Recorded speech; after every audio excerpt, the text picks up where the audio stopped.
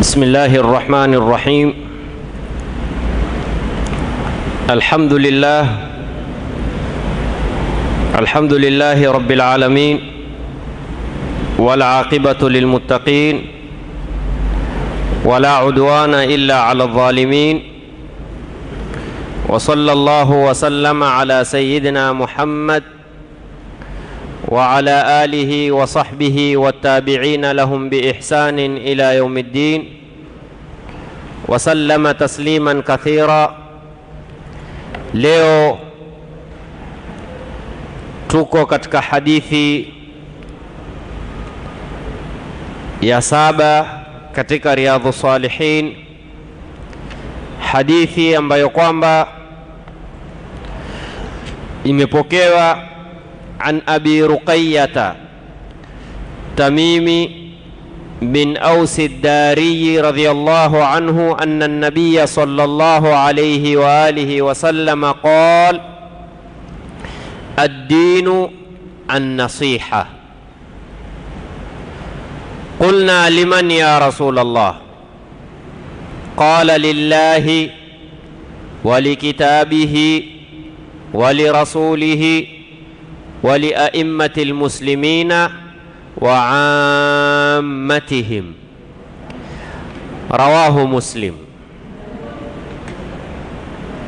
Hadithi moja katika kaida za dini, moja katika misingi yenye kuleta mapenzi kwa Waislamu, moja katika mambo ambayo kwamba ndiyo yaliufanya Uislamu usambae na upendwe, ni hadithi kama hii. Hadithi imepokewa Abi Ruqayyah. Hapa napenda kutanabahisha, katika lugha ya Kiarabu kuna kitu chaitwa kunya, kuna kitu chaitwa laqab, kuna kitu chaitwa ism. Kuna vitu vitatu: kunya, laqab na ism. Kunya ni kila jina ambalo kwamba limeanzwa na abi au Ukisikia Abi Huraira sio jina lake, ile ni kunya. Waswahili hukwambia jina la rika. Kullu ma suddira bi abin au ummin fahuwa kunya au fahiya kunya. Kunya ma suddirat bi abin au ummin, likianzwa kwa abi fulan au ummu fulan, Ummu Hani, Ummu Sulaim, Ummu Anas, si jina, ili laitwa kunya. Laqab ma ush'ira bidhammi au almadh, kila linalo onesha kusifiwa yule anayeitwa au kutukanwa. Unapomuita mtu Salahuddin, Izzuddin, Shamsuddin, hini yaitwa ni laqab. Au ma ush'ira bidhammi, jina ambalo kwamba ni dalili ya kutukanika yule anaoitwa. Amfunnaqa ta'abbata sharran, mtu akaitwa pua ya ngamia, au mtu akaitwa jina lolote ambalo kwamba ni tusi. Tasikia mtu saa ingine huitwa, mathalan mtu akaitwa, tuseme aitwe ng'ombe, mtu huitwa ng'ombe. Bila shaka kule kuitwa ng'ombe si alama ya kuwa yuwasifiwa, ni tusi. Sasa lile ndo huitwa ni laqab. Jina lolote likionesha alama ya sifa au tusi, hiyo ni laqab. Na leo ni wengi wajitusi wao wenyewe. Maksudiwa ya sifa ni sifa ambayo kwamba wewe siku ya kiyama utajisifu nayo. Lakini sifa yoyote ambayo kiyama utaogopa kusifiwa nayo, mathalan leo utaona mtu yuona ni sifa kuitwa jambazi. Jambazi, hili ndo jambazi hili, au huyu msela huyu, au huyu muhuni huyu, au huyu arosto huyu, au sijui nini nini, yani jina la kiubabe ubabe. Na yeye wafurahia, akaona ana sifa kwa kujulikana na jina kama lile, lakini kesho kiyama ataona haya kuitwa na jina lile, basi hilo si sifa. Lakini jina lolote ambalo kesho utalipenda, hilo ndio sifa. Kwa mfano miskini, huyu maarufu jina lake aitwa maskini. Maskini maskini ni watu bora. Mtume sallallahu alayhi wa alihi wasallam asema, Allahumma hini miskinan wa amitni miskinan wahshurni fi zumratil masakin. Nijalie mimi niishi ni maskini, na unijalie nife hali kuwa ni maskini, na unifishe na unifufue katika grupu la maskini. Umaskini au kusudia Mtume sallallahu alayhi wa alihi wasallam ni umaskini wa kipesa, sio umaskini wa taa. Ubaya mtu ni kuwa maskini wa taa, na ukikusanya yote mawili wewe ndio mbaya zaidi. Pesa huna na taa huna. Lakini kuwa wewe maskini wa pesa lakini ni tajiri wa ibada, bahati yako. Mtume sallallahu alayhi wa alihi wasallam asema, maskini wataingia peponi kabla ya matajiri kwa miaka 500. Miaka 500 wao washaingia peponi, nyi matajiri bado mashini za piga mahesabu tu yenu. Tu maskini hana chochote, hesabiwe nini? Wewe angalia, ukenda mahala umepeleka pesa benki, alopeleka 5,000 na milioni 5, atamaliziwa haraka ni upi? Ni basi hukumu ni hiyo kwa Mungu. Ukenda na mahesabu mengi utachelewa, ukenda hesabu kidogo huchelewi. Kwa hiyo miaka 500 maskini washapumzika, ndo nyinyi mwaingia sasa. Kiingia kuja lini nyinyi? Tuko hapa zaidi ya miaka 500 sisi. Mimi si haba, mmemaliziwa saa hizi, kwa kwenye foleni tu wewe. Duniani ulikuwa tajiri kila mahala, ukipitishwa wewe, yule maskini hungojea tu, lakini jua na wewe akhira utampita, yeye atangojea. Kisha Mtume sallallahu alaihi wasallam akatwambia, yu'ta bi an'umi ahli aljanna bi an'umi ahli al-ardh. Peponi siku ya kiyama kutaletwa mtu ule alikuwa starehe zote duniani akizipata yeye, kila aina starehe. Yani hakuna jambo kwa mtazamo wake alitaka ila akilipata ndani ya dunia. Baada ya kufa na kuhukumiwa kwamba yeye ende motoni, Mwenyezi Mungu Subhanahu wa Ta'ala atataka kumuuliza ili watu wasikie. Atamwambia, hal marra alayka naimun fi dunya, wewe ulikuwa ukistarehe duniani? Alikistarehe, lakini ameingia motoni lahdha, kuingia tu motoni atolewe mwanzo. Nize, vipi duniani wewe uliwahi kupata starehe? Asema, lam ara naiman qat, sikumbuki kama mimi niliwahi kustarehe umri wangu. Dhiki tu likiishi. Dhiki wewe ulikiishi duniani ukifanya utakalo, ukiwa challenge watu kwa namna utakavyo, ukijigamba wewe unijui mimi nitakupoteza wewe, unijui mimi nitakufanyia kadhaa kadhaa, mimi nikisema kitu ni hicho hicho. sirudi nyuma, wala hakibadiliki, wala hakuna awezao. La haula, hakuna awezao.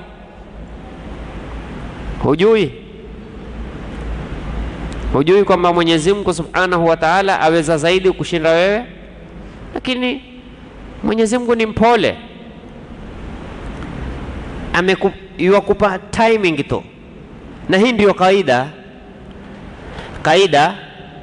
Wewe ukiwa na mtoto wako akikukimbia, huna haraka naye, wajua endapo mwishowe atafanya nini? Atarudi nyumbani. Ndio Mwenyezi Mungu akakutangazia katika Qur'ani, akatuambia inna ilaina iyabahum thumma inna alaina. Waache, watarudi hapa, hawana budi, watakuja hapa. Mwenye akili ni yule anayejua kwamba mimi nitarudi, nitakwenda vipi? Wewe umetoka huko ukafanye balaa, wajua mwisho utarudi nyumbani, utaingia kwa guu gani? Kwa hiyo huyu baada ya kutolewa tu duniani, kutolewa tu motoni dakika moja, ashasahau kama alikuwa na starehe, alikuwa na jeuri, alikuwa na hichi. Kwa nini? Adhabu ya lahdha tu katika moto. Mtume atuambie sallallahu alaihi wasallam, aletwe mtu alokuwa duniani akiishi tabu kwa dhiki, walideni, mtuzi qardha, akipata hichi hakipati, akifungulikiwa na hichi hana, akipata sehemu ya kula hana sehemu ya kulala, akipata sehemu ya kulala hana sehemu ya kula. Lakini amekuwa na istiqama katika ibada, yuwafanya taa vizuri. Baada kuingia peponi tu Mwenyezi Mungu amuulize, hal marra alayka ba'sun fil dunya, je, we duniani uliwahi kuishi maisha ya taabu? Bala ya Rab, duniani kulikuwa hakuna mfalme kama mimi. Mfalme? Ulikilala ndiani wewe? Ulikitafuta chakula kwenye jaa la taka? Kuna watu chakula hula kwenye jaa la taka, ngojea kitupwe na yeye apatilize. Subhanallah, ashasahau yote kwa neema lahdha tu kuingia ile peponi. Ndo waambiwa hakuna starehe yoyote yafaa kuitwa starehe mwisho wake ni moto, na hakuna shida yoyote yafaa kuitwa shida ikiwa baada yake ni pepo. Hakuna shida yoyote yafaa kuitwa ni shida, wala tabu yoyote yafaa kuitwa ni tabu ikiwa baada yake ni pepo. Wala hakuna starehe yoyote wala furaha yoyote ambao kwamba baada yake itakuwa kuingia motoni. Hiyo hakufai kuitwa ni starehe. Baba starehe jana, baada ya starehe hiyo utaingia wapi? Peponi, motoni? Ikiwa utakupeleka motoni, hiyo haifai kuitwa starehe. Kwa hiyo starehe yoyote ambayo kwamba mwisho wake itakuwa ni moto si starehe, na tabu yoyote na shida yoyote ambayo baada yake itakuwa ni pepo, hiyo si shida. Kwa hiyo kuna watu leo wajigamba kwa majina hayastahiki kujigamba nayo, hayastahiki kufurahika nayo, lakini wasema ndio majina. Wewe unijui mimi ndo naitwa fulani, ndo naitwa fulani. Au wajiite kwa jina la kafiri, jiite jina mtu hajawahi kumsujudia Mungu, wewe wajifakhiri nao, haifai, makosa. Jina lina umuhimu katika Uislamu. Mwite mtoto wako jina zuri lenye tarehe nzuri, na kutarajia asa na yeye Mwenyezi Mungu ampe mazuri kama alompa fulani mazuri. Utakuwa jina wewe zito, jina lenye shida. Na Mtume sallallahu alaihi wa alihi wasallam amewahi kuwabadilisha masahaba kadhaa na kadhaa. Ule mmoja aliulizwa, ma ismuka, wewe aitwaje? Akamwambia Sa'ab. Akamwambia bal anta sahl. Sa'ab, yani kama hawa wengine ukwambia mimi shida. Wewe shida? Hakikisha wataka furaha, wewe mwenyewe umejiita shida, watarajia mazuri. Mwambia la, bali wewe ni sahlu, sahali wewe.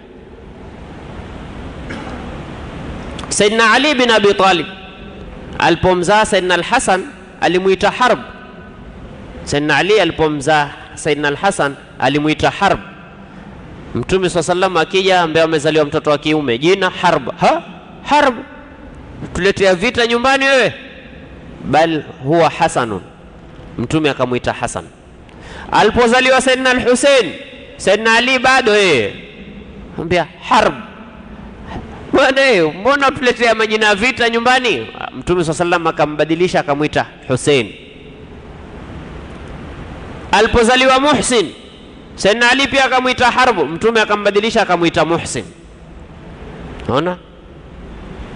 Baada hapo hakuita tena Harb, akaona hili jina hata kama mimi nalipenda, maana aliona jina la kumuita Harb vita, huyo shujaa, taka mtu shujaa. Sisi taka Hasan, Hussein, Muhsin, majina tamu, majina mazuri, hata kuyatamka ona raha. Pambana na jina wewe mpaka ulitwali ndio ulitaje, umwambie nipe nafasi nilikremu, manake hata kulisoma kulipronounce hawezi. La, haitakiwi. Na haya ndio matatizo. Juzi niliulizwa swala, babangu ameniita jina mimi silipendi, naona aibu mbele za watu kulitaja, nini hukumu yake? Nikamwambia ikiwa lina maana ya matusi una haki ya kubadilisha, lakini mwenyewe pengine miskini ni jina la wazee wao, fanyeje tena? Lakini mimi silipendi bwana. Wende sehemu bwana watu waliita sampuli, kuna majina wewe ukenda sehemu watu badala kukuita wakutukana, hawajui kulisema, bidi sasa wakutukane. Si balaa tena hiyo. Kwa hiyo katika lugha ya Kiarabu kuna kitu chaitwa laqab na kunya na ism. Jina ni hii jina la kawaida, na kawaida kukipambana jina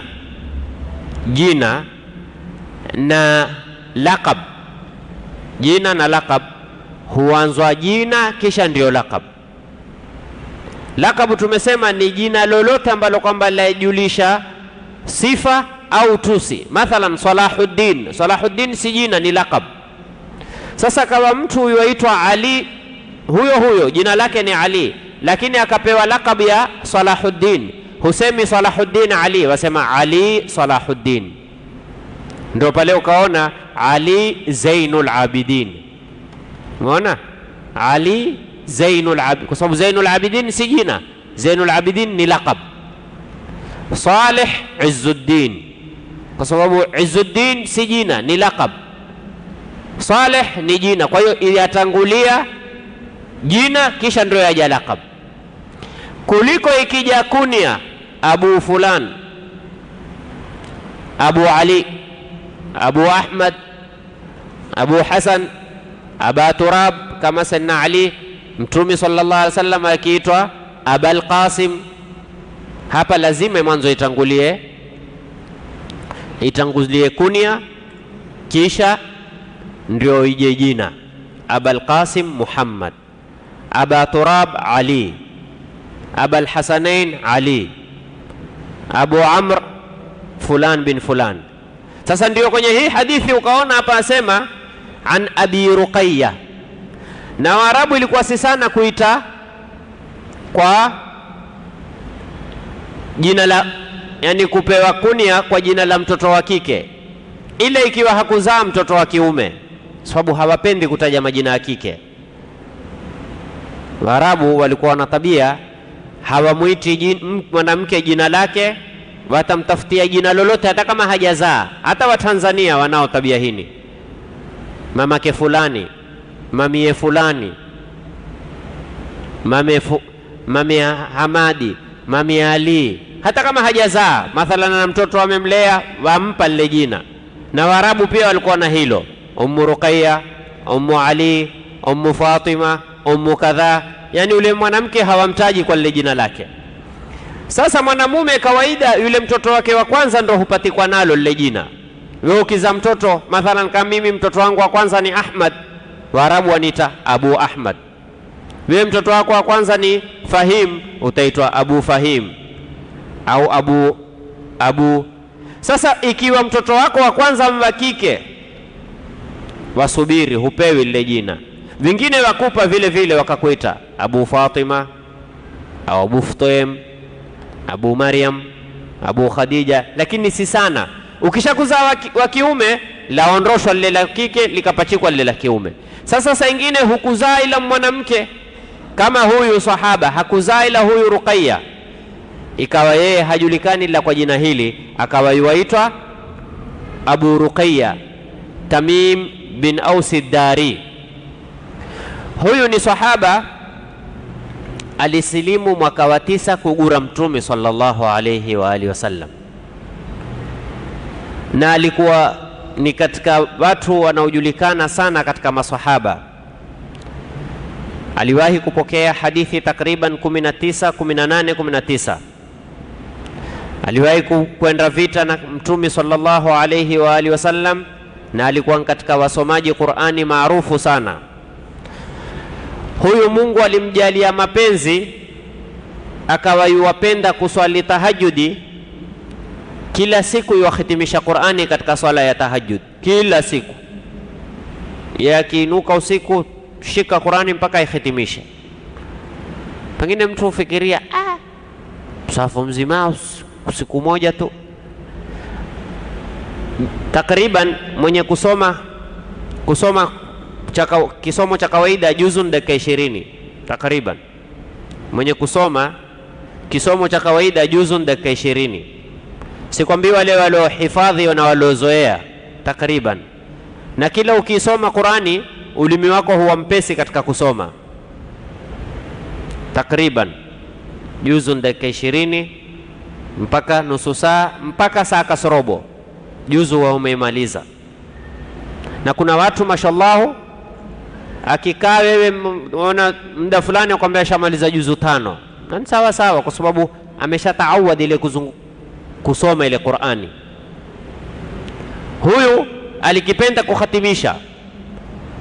Na uzuri katika kuswali swala za usiku, kila kisomo kikiwa kirefu ni bora kuliko rakaa zikiwa nyingi. Ikiwa wewe utaweza kuswali rakaa 2 kwa sura nyingi, ni bora kuliko kuswali rakaa nyingi kwa sura kidogo kidogo. Sababu lengo la swala ni kupatikana usomaji wa Qur'ani kwa wingi.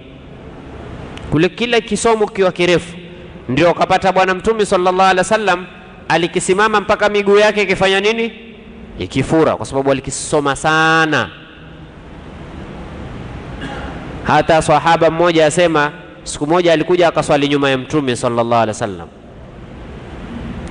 Mtume baada ya kuswali, baada ya kusoma suratul Fatiha, akaanza suratul Baqara. Akasoma suratul Baqara yote. Suratul Baqara ina juzu 3. Huyu asema pengine raka nyingine tasoma sura fupi.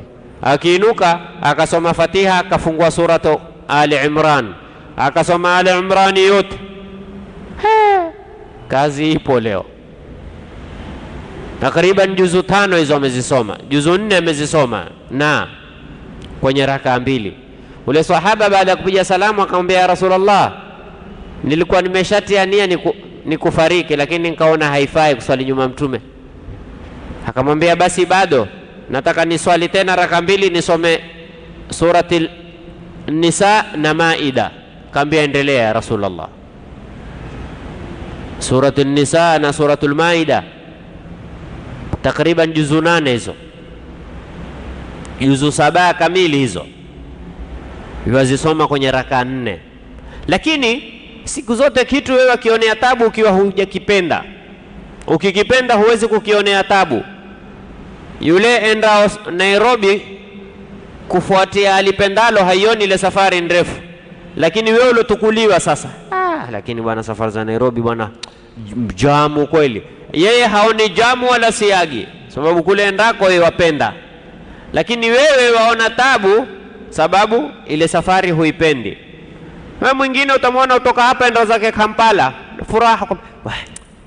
Unani bwana una furaha? Leo safari bwana. Wenda nda Kampala. Nenda Allah, leo sina siku ya furaha kama leo bwana. Ana furaha, haoni viki, haoni shida. Nini? Apenda. Hakuna kitu kama kupenda, na hakuna kitu kibaya kama kutopenda. ukipenda huwezi kuchoka, na usipopenda lazima uchoke. Siku moja Mtume sallallahu alayhi wa alihi wasallam aliwatolea mawaidha masahaba baada ya swala alfajiri mpaka dhuhuri. Jamaa akainuka akaswali ya dhuhuri, akainuka baada ya dhuhuri akawatolea tena mawaidha mpaka alasiri, akainuka akaswali alasiri, akatoa mawaidha mpaka magharibi, akainuka akaswali magharibi, akawatolea mawaidha mpaka isha. Akasema lao sikuogopea msije mkachoka, ningeendelea mpaka alfajiri. Lao sikuogopea msije mkachoka, basi ningeendelea mpaka alfajiri. Na masahaba walikuwa wamekaa, sahaba tuambia kaanna ala ruusihim at-tayr, kama kwenye kichwa chao kuna ndege. Mtu wewe fikiria, ukikaa kuna ndege juu ya kichwa, hutaki aruke, utaka vipi? Pametulia, makini, furaha. Lazima utulie mbele ya Mtume Muhammad sallallahu alaihi wasallam. Kwa nini usitulie? Kwa nini usione raha? Kwa nini usiburudike? Kwa nini usifurahike? Ikiwa wewe huwezi kufurahika hapo, utafurahika wapi? Kwa hiyo huyu sahaba huyu, na yeye ni mmoja katika wale walikionea ladha Qur'ani, akisoma husahau kama yeye uko ndani ya swala. Huyu Mwenyezi Mungu alikuwa amemjalia ni tajiri, ana pesa. Alinunua nguo ya kuswalia takriban dinari 1000. Dinari 1000 alinunua hii nguo. Hii ni special ya kuswalia. Akaulizwa senti zote kwa kununulia nguo hiyo? Akasema Mwenyezi Mungu atuambia khudhu zinatakum inda kulli masjidin. Mungu ataka tujipambe wakati wa swala. Ikiwa mtu huvaa nguo nzuri wakati wa kwenda kumuona ule anayemheshimu, si ndio? Basi mimi ile nzuri zaidi mmemnunulia Mwenyezi Mungu Subhanahu wa Ta'ala. Leo usishangae kama mtu waja msikitini na manguo sampuli sampuli. Bwana mmoja alikuwa ataka kumtanabahisha mtu, kila kija msikitini waja na nguo chafu, kila kija msikitini waja nguo mbaya mbaya. Siku hiyo akamwambia bwana, baada ya swala, bwana leo kuna chakula kwangu nataka twende. Ghafla namna nini? Kwani kuna nini? Umeshakula? Sijakula, lakini salala nguo hizi.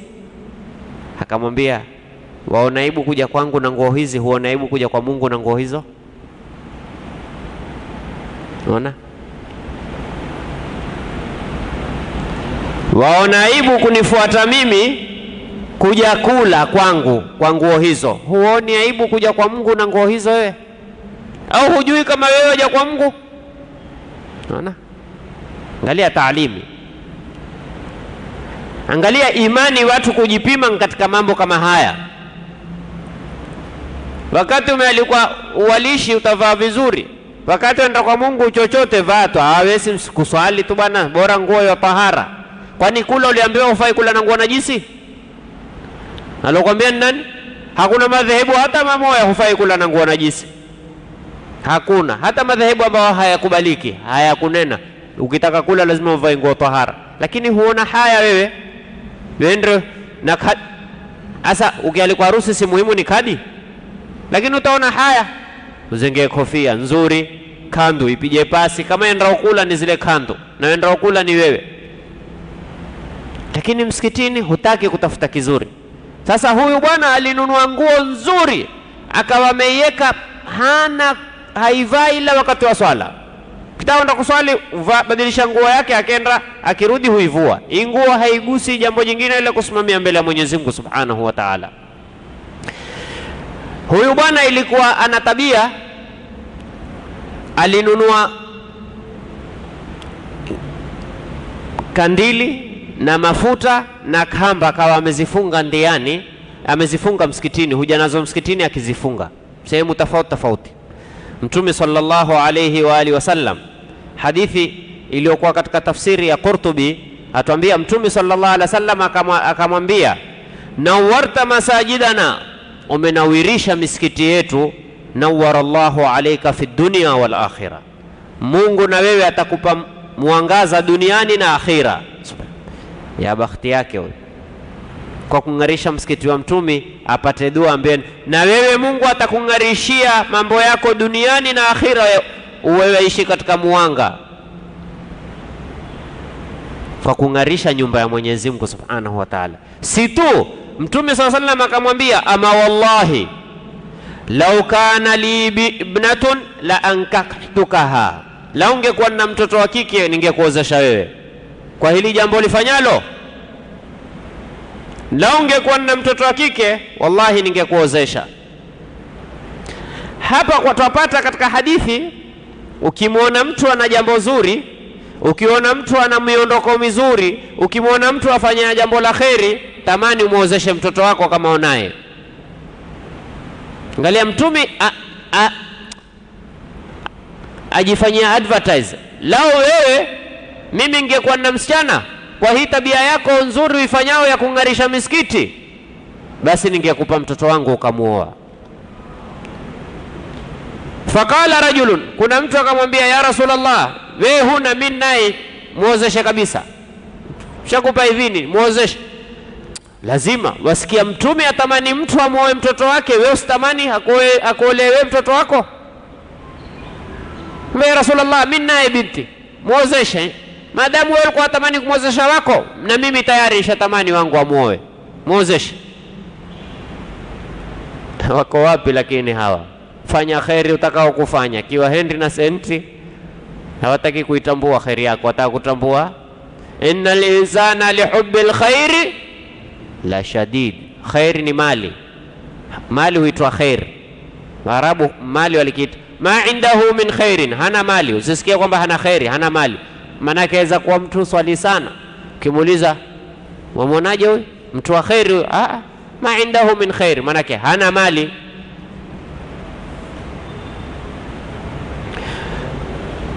Huyu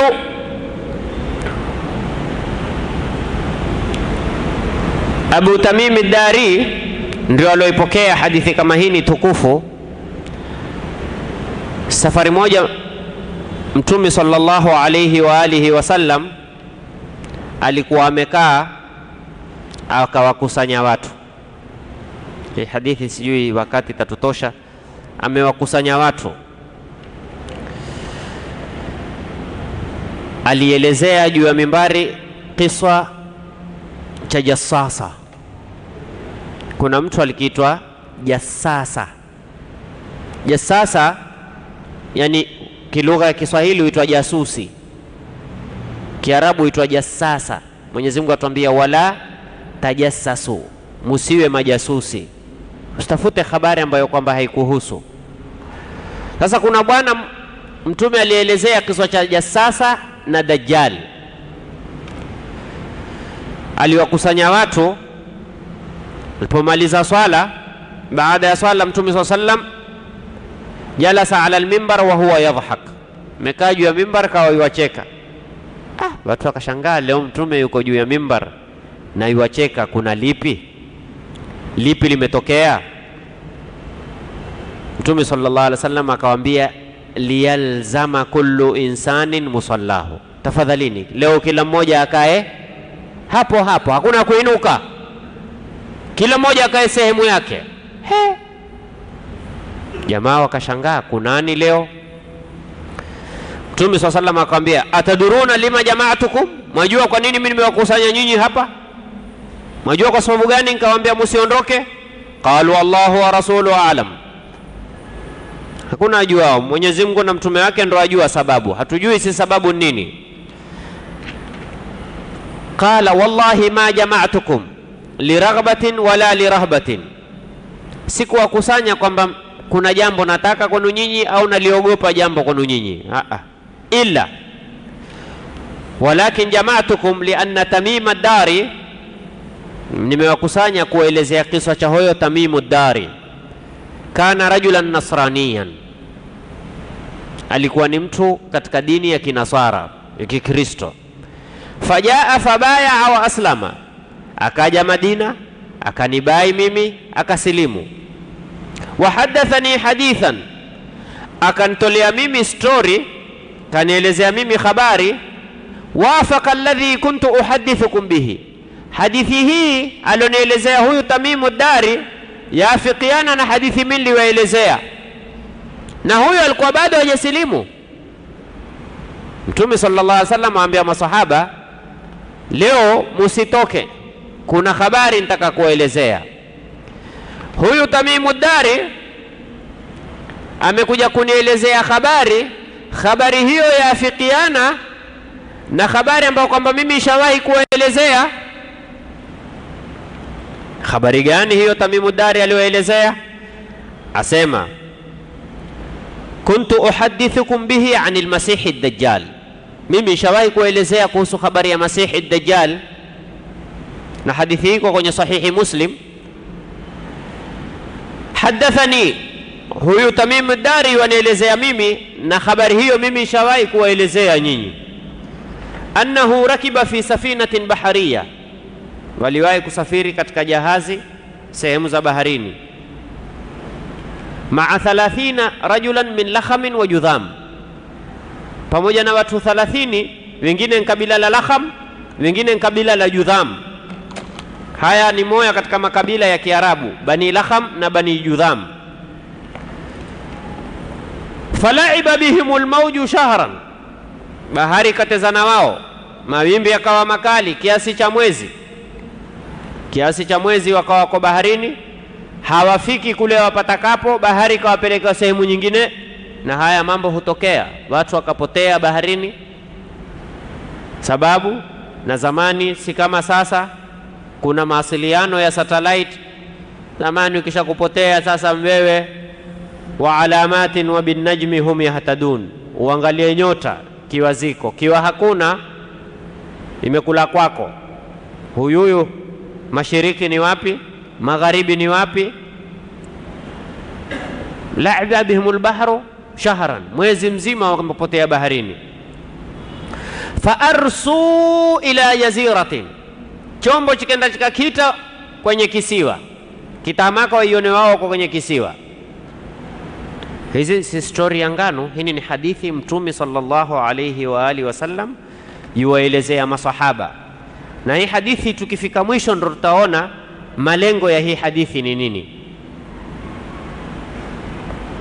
Ay qarabuha haithu taghrubu shams, wamekurubia kwenye kisiwa karibia jua kuzama. Fajalasu fi aqrubi safina, wakakaa kwenye vile vidingi, vihori, sisi huita vihori. Ile majahazi makubwa kawaida wana vihori, sababu ile jahazi halifiki mwisho kule. Sasa nyinyi mtafika mahala mutie nanga, vile vihori ndo mtashukia mufikie mchangani. Wengine huita, sisi huita zihori, wengine huita zidau, wengine huita mwau, wengine huita vijidingi. Wakakaa katika vile vihori.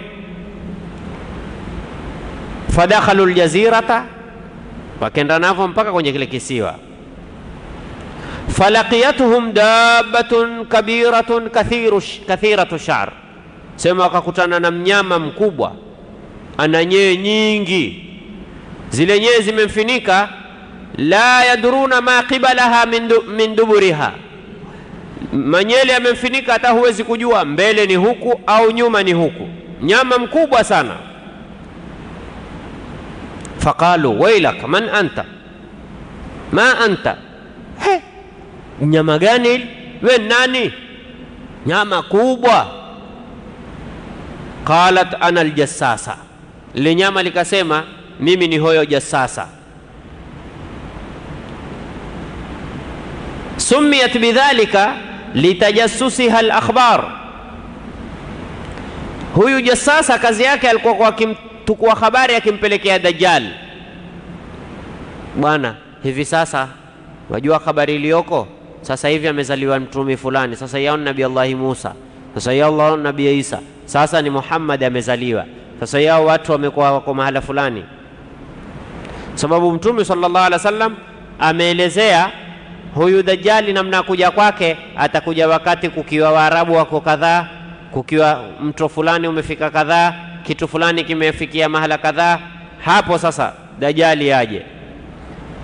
Sasa huyu je, sasa yeye huenda kumpa ripoti Dajjali, bwana sasa mambo yameshafika mahala fulani. Hutukua tukua habari, akamwelezea Waislamu siku hizi wameshikana, Waislamu siku hizi wapigana wao kwa wao, Waislamu siku hizi hawana umoja. Hawana umoja, tutumie njia fulani tuondoshe umoja. Yeye kazi yake ni hiyo tu. Qalat ayyuha alqawm, huja sasa awaambie, ehe watu sikilizeni, intaliqu ila hadha ar-rajul fi ad-dir fa innahu ila khabarikum bil ashwaq, nendeni ingiani huu msitu, mmeuona hili pango, mmeliona, ingiani ndani, kuna mtu huko ana habari muhimu ambazo kwamba nyinyi mwatamani kuzisikia habari kama hizo.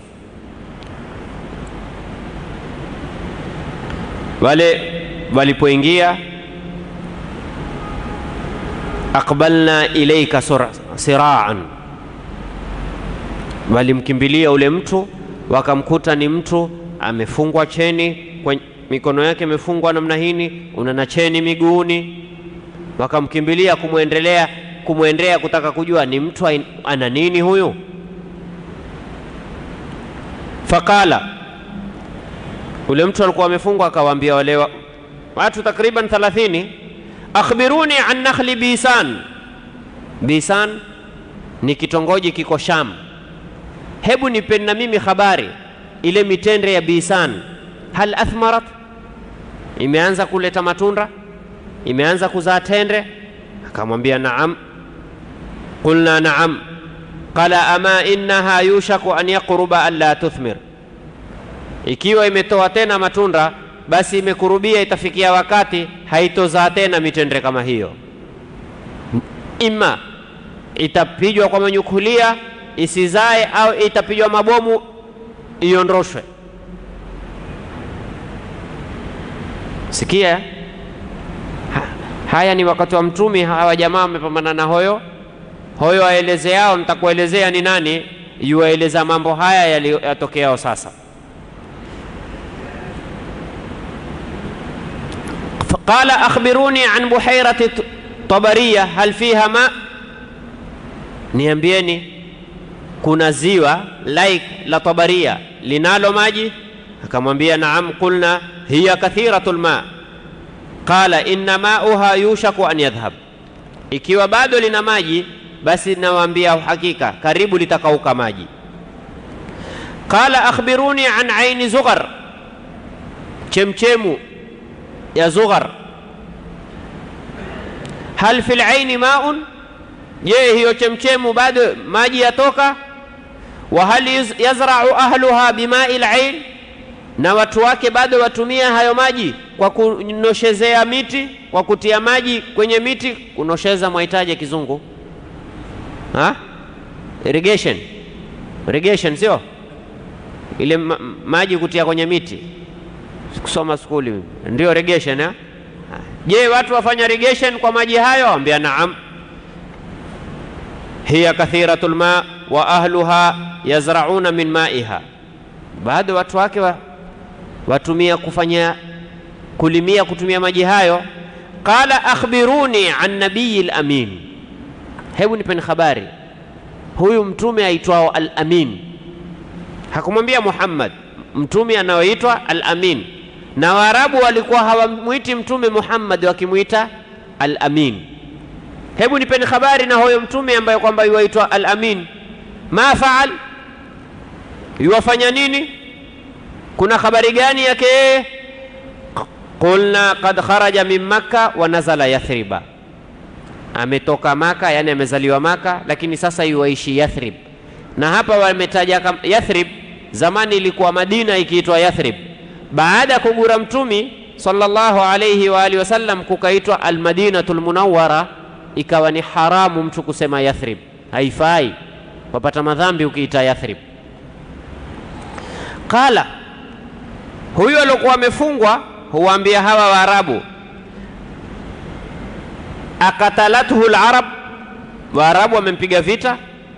Qulna naam, Waarabu wamempiga sana vita mpaka wamemtoa mji kwao. Qala kaifa sanaa bihim, na yeye amefanya nini ikiwa wao wamempiga vita? Fa akhbarnahu, tukampa habari, annahu qad dhahara ala man yalihi min al-arab wa ata'uhu, tukamwambia Yani tukamwelezea ile story. Alizaliwa Maka, wakampiga vita watu wa Maka, wakaja watu wa Madina, wakamvoti, wakamwambia njoo kwetu Madina. Wakamtii, na hivi sasa yuendelea katika kusambaza dini yake ndani ya Madina. Qala, huyo alofungwa mikono akawaambia, ama inna dhalika khairun lahum in yuti'uhu, wallahi hilo ndio zuri ikiwa watamfuata. Natakiwa sana wamfuate, haitakiwi wampige vita.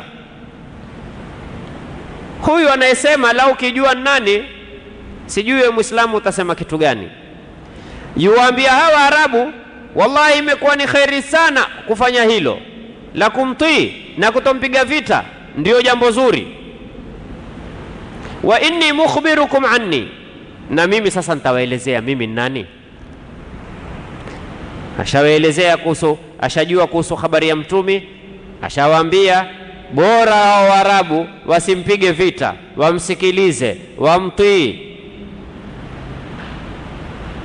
Sasa mimi nataka niwaelezee mimi ni nani. Inni ana al-Masih, mimi ndio Dajjal, Masihu Dajjal. Hata Dajjali usema ni bora watu wamfuate Muhammad. Ndio kweli, ndio kweli. Waambiwa sema ukweli japokuwa ni utungu. Ndio kweli, mimi ni Dajjal. Huyu Dajjal ameitwa Masih na Masih kwa he na kwa khe. Ukisema kwa he, makusudiwa yake ni tourist, mina siyaha, yani mtu atakayekuzunguka. Sababu huyu atazunguka dunia yote. Saih ni tourist, mtu azungukao. Ameitwa Masih bimaana annahu musikhat ainahu alwahida,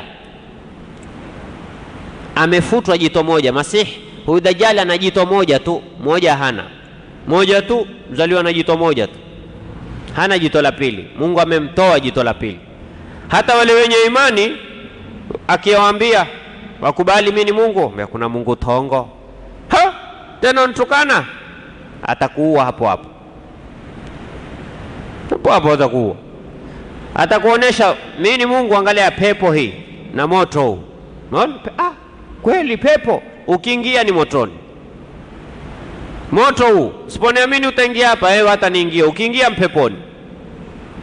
Mungu atampa uweza wa kuweza kufitini mtu ameshika dini siku zote, uswali, hutoa mawaidha, hutoa madarasa, hutoa zaka, hujenga misikiti. Atakuwa kupambana na Dajjali lahadha, kiwa Mungu hakumpa thabati.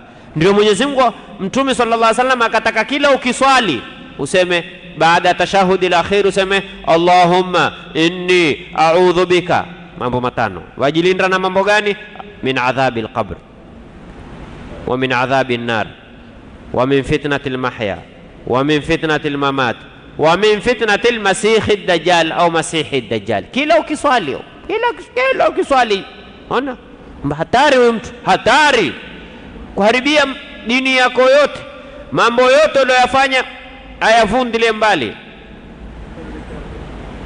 mambo yote ayavundilie mbali. Na Mtume sallallahu alaihi wasallam akatwambia, yoyote mwenye kuhifadhi aya 10 katika suratul Kahfi za mwanzo na aya 10 za mwisho katika suratul Kahfi, amina min fitnatil dajjal, wewe sasa 100% Dajjali hatakupata.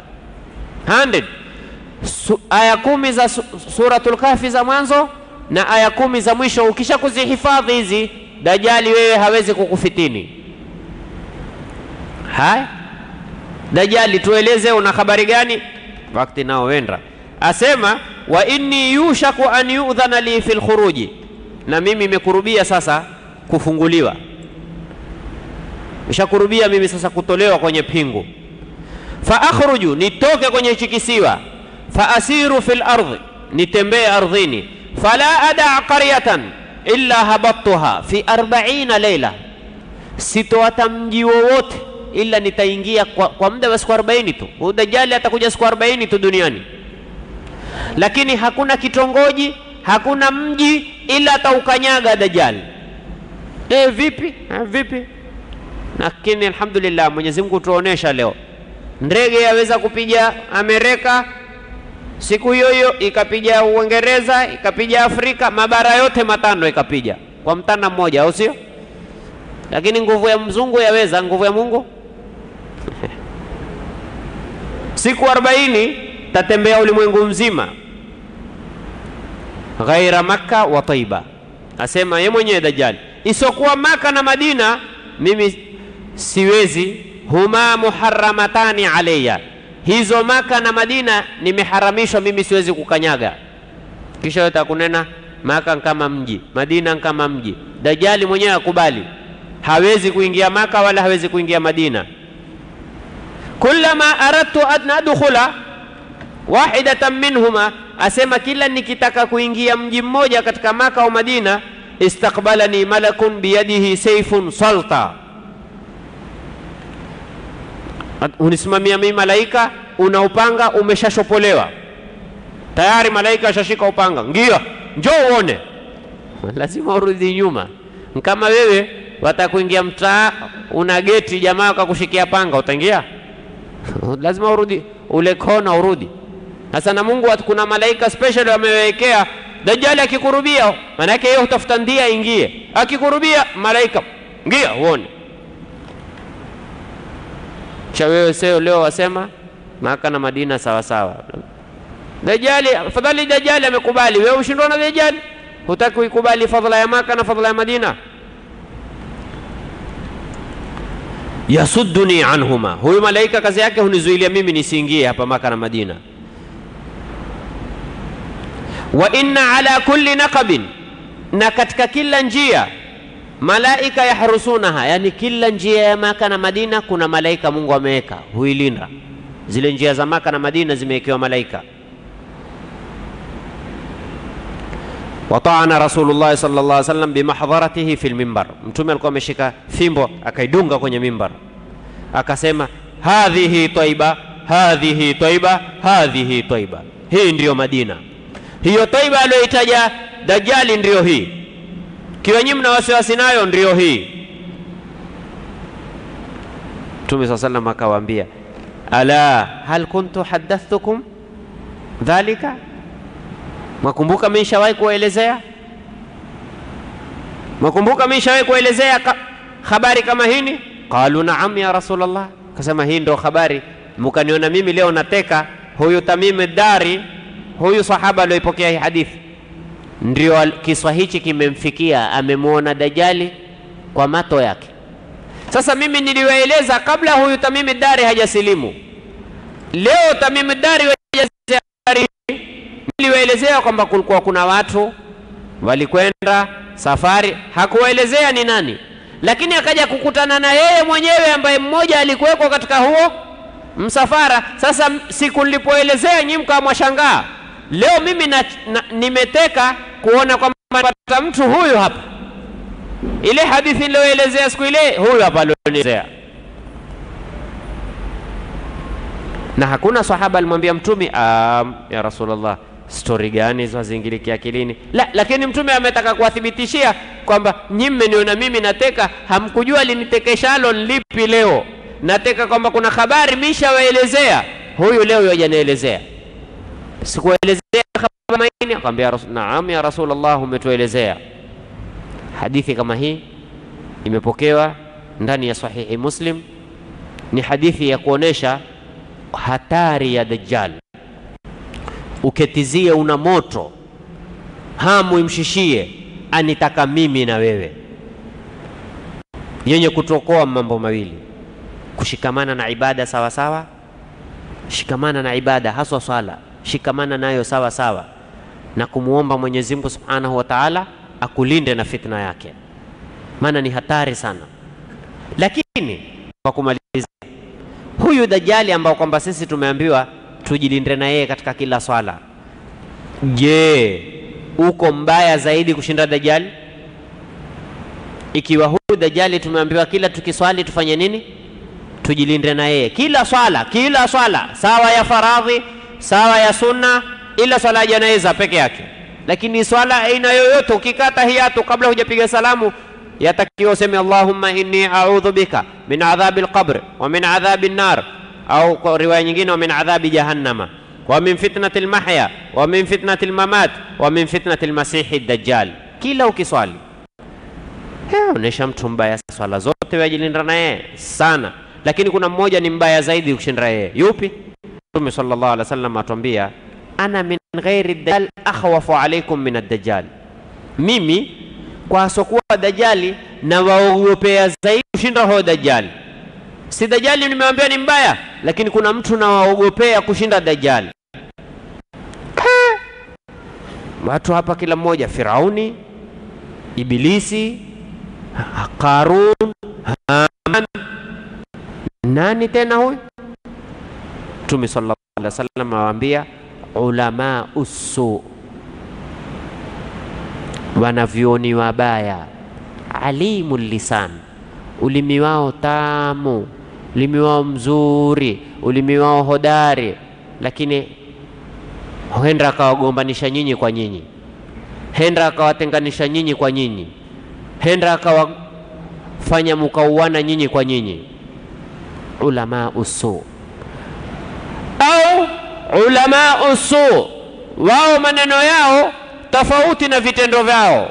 Musitete, wao ndio wa kwanza kuteta. Musigombane, wao ndio wa kwanza kugombana. Musieleze siri za watu, wao ndio wa kwanza kuelezeana siri wao kwa wao. Ulama usu.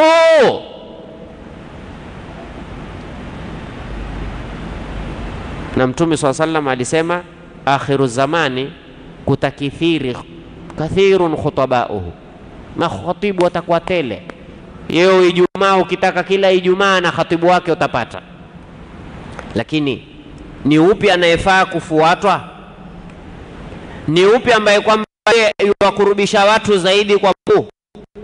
Ni upi anaopendekeza watu kwa Mola wao? Ulama usu, alama kubwa yao, wewe ukimsikia ule naye maneno kitu uyafuata, angekuwa mwenyewe. Hawa ni hatari hata kushinda Dajjal, hatari sana. Mungu asikupe elimu ukaitumia utakavyo wewe, tumia atakavyo yeye. Masahaba walikuwa wakiogopa kuamrisha jambo ila baada wao kulifanya. Bwana nataka utuelezee fadhila za kufunga Jumatatu na Alhamisi. Ngoja nifunge mwanzo, mimi mwenyewe siyafunga, mimi nielezee watu fadhila za kufunga Jumatatu na Alhamisi. Bwana nataka utuelezee fadhila za kuata mtumwa huri. Ngoja nipate pesa ninunue mtumwa nimwache, kisha nielezee watu faida za kuata. Mimi mwenyewe sijafanya. Bwana nataka utuelezee faida ya tablighi. Mimi mwenyewe sitoki. Toka uelezee na watu, fanya uelezee na watu. Faida ya mswaki, wewe mwenyewe upige mswaki. Faida ya sadaka, hujajaliwa kumpa mtu sadaka. Faida ya kusamehe, wewe una wengi wakikuomba msamaha uwasamehe. Hasara ya kuteta, wewe ndio wa kwanza mtesi. Sasa wewe mwanachuoni, wewe utaamrisha nini wewe? Tukikuhesabia waloteta na wewe mengi kuliko ambao huzungumza na wewe. Fulani ni upi? Fulani vipi yule? Yule samani mimi sisemi naye. Wewe mwanachuoni, uone haya wewe? Uone aibu? Waalikwa msikitini, Sheikh, taka uje utolee muhadhara kuhusu umuhimu wa sulh, watu kupatana. Waona haya? Sitopata, wajua. Kwa sababu wewe mwenyewe hutaki kupatana na watu. Kila ukitaka kupatanishwa hutaki. Kweli utakwenda kuwazungumzia watu? Na jua hakika huwezi kumwathiri mtu katika uyazungumzayo ila kwa kadiri ya wewe namna kuathirika na lile ulizungumzalo. Ikiwa wewe athirika na uovu ufanyikao na kwamba wewe umejiepusha, ndivyo athari inavyofikia katika nyoyo za watu. Lakini ikiwa wewe mwenyewe lile jambo hata likuathiri, hulioni mbaya, na kila mtu mawaidha yale hawezi kuyaonea uzito kabisa. Chukua kaida hii, usione wadhi ni kuwa na matamshi tamu. Sayyid Abdul Qadir Jilani alikuwa na mtoto wake hodari katika lugha ya Kiarabu, hodari, ajua lugha, neno moja aweza kukutajia kwa maana karibia 50 sura alivyohifadhi lugha. Akawa siku zote yuatamani babake ampe nafasi atoe waadhi, kuona mimi nikizungumza, manake amuona babake akizungumza maneno mapesi, watu hulia, nyoyo zikaogopa, alofanya maasi akatubia, alokuwa na walogombana wakapatana, sema hawa mimi nikisema mimi sikutatoka majanaiza msikitini, maana mimi hodari na nina ulimi fasaha shinda babangu. Hajui kwamba athari yako wewe kwanza kuathirika na yale yazungumzao babake. Kumbe amjua huyo atamani jambo fulani, siku hiyo akamwambia simama.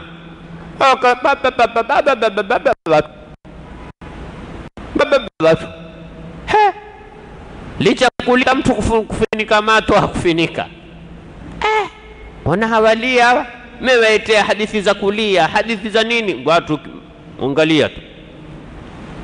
Maliza alipokaa babake akainuka, sema jana mama wa watoto amenunua kuku, akampika, akamtengeza vizuri, akamweka mezani. Baada ya kumweka mezani, akaja paka akamtukua kuku wote, hatukupata kitoweo hata kidogo. Watu maneno haya kuliza. Kumbe watu wamefasiri kwamba mama watoto wametengeza kuku, yani Muislamu amefanya ibada zote kwa uzuri. Baada ya kumaliza akamweka mezani, baada ya kufanya ibada nzuri zile ameshazikamilisha, akaja paka akamtukua ule kuku, ikaja ria ikaangusha mali zote. Ria hakuna mwenye kufanya. Kuna toa darasa kama mimi bwana, hakuna jengao misikiti kama mimi, hakuna saidia maskini kama mimi, hakuna fanya nini, kaya ria angusha yote maneno kuku watu. Lakini kwa sababu ye hazungumzi ni ulimi, huzungumza moyo, direct kwa moyo, watu wate walie. Subhanallah, mambo gani haya hatari! Wafanya ibada maibada hujaria. وقدموا إلى ما عملوا من عمل فجعلناه هباء منثورا. Hatari, fanye wewe ukifika hakuna chochote kwa ria. Mwenyezi Mungu atupe kila la khairi, tuepushe kila la shari. Mwenyezi Mungu atuondoshe maradhi ya ria, kujiona tulifanyalo. Inshallah Mwenyezi Mungu aturuzuku ikhlas, atupe fi dunya hasana wa fil akhirati hasana wa qina adhaban nar. Nisameheni nimetukulia wakati wenu dakika kama 3, lakini inshallah hatokosa kitu kwa Mwenyezi Mungu. Ahsantum wa jazakumullahu khairan.